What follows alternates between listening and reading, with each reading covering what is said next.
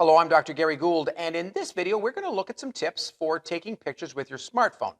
Now, there is a handout that you can download that is supplemental to this video, and I would recommend that you do that as well. Now, it's been said that the best camera is the one that you have with you, and today's smartphones have great cameras. So, if you have a smartphone, you have a great camera. In this tutorial, we're going to cover how to optimize your smartphone for photography, and we're going to look at some things that make your smartphone photos better. Before we look at tips, you want to optimize your smartphone for taking pictures. The first thing you want to check is the quality setting. You want to make sure that your camera is set to take the highest quality picture photograph that you can. You can always make it smaller later, but you can never make it larger. Having a larger picture file allows you to do more with it. You can crop, you can zoom it in, and still maintain a very high quality picture. Now, of course, taking larger pictures means you need space on your smartphone. Either get another SD card if you have an Android that does that, or clear your phone off before you go out. Always do it before you go out, because when you're in the field, there's a chance you could delete something you need. It burns up your battery, and it's always risky deleting anything when you're like, I don't know, do I need it? I'm not sure. And always make sure you get copies of things. So move your pictures to a hard drive, the cloud, Google Drive, somewhere that the pictures are safe as well before you delete them off your phone. Do not add any digital effects or filters on your photos.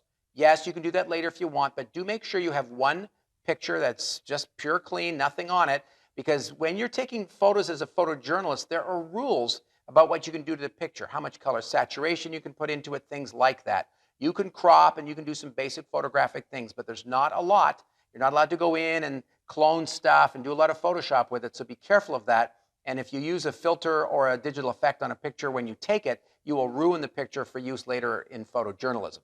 So be careful of that. One of the things we recommend is a lens cleaning kit. Your camera goes in and out of your purse, a bag, your pocket. You're always touching it with your fingers. If you get your finger on it and there's grease, you can easily ruin a photograph. So you want to make sure that you have a way of cleaning the lens safely. You don't want to scratch the lens of your camera. When you get a lens cleaning kit, make sure you follow the instructions that come with it. And remember to never put fluid directly on the lens of the camera, because it can get in behind the lens on some cameras and damage the camera permanently. It's very important to fully charge the battery on your smartphone, especially if it's a few years old and it doesn't hold the charge that well. Once you start taking pictures, if you're using the flash or if you're doing any kind of video, you will burn up that battery very quickly. If your battery's a bit shaky to begin with, you might go out and buy one of those portable chargers. The battery banks are sometimes called. You can get them fairly inexpensively, and that allows you to, with the USB cord, don't forget that, you can plug that into your phone on location and give yourself some more power when you need it. If you lose power, you are done. The game is over. When it gets cold, you also have to be careful too, because it's harder on the battery. So if it's a cold day and you're shooting, try to keep your phone inside your pocket in between when you're using it, just to maintain and protect your battery life as well. Modern cameras can be very slippery, so if you're trying to take photos with them, it can be very unnerving sometimes. So I went out and bought this little ring holder. I bought it at the Dollar Tree for $1.25. Dollarama also sells them for a couple dollars more. What it does is it gives you one more level of protection when you're shooting. It allows me to hold the phone a bit more securely. No, I don't completely rely on the sticky. This could come off anytime, so don't just rely on it completely, but it does allow you to kind of hold the camera just a little bit more securely. The other thing it allows me to do is I can put it down on a table, and it gives me a bit of an angled viewer when I'm watching back my footage later on. One of the other things you might consider as well is a selfie stick with a tripod on the bottom. It allows you to do interviews with people from a distance, especially great for self-isolating and social distancing, but it also keeps your shots nice and steady. As a professional photographer, I appreciate the ability to manually override a camera. With a smartphone, there's a lot more limitations. Whether your camera has manual controls built in or not, one thing you can do with any camera is to touch and hold the screen where you want the camera to focus and set the exposure to. You should always do this if you can.